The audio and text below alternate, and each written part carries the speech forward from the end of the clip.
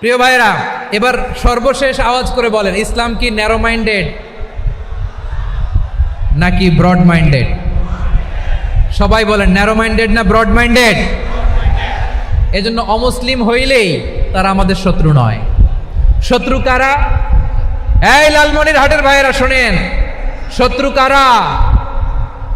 যে সমস্ত অমুসলিম আমাদেরকে নিশ্চিহ্ন করে দিতে চায়,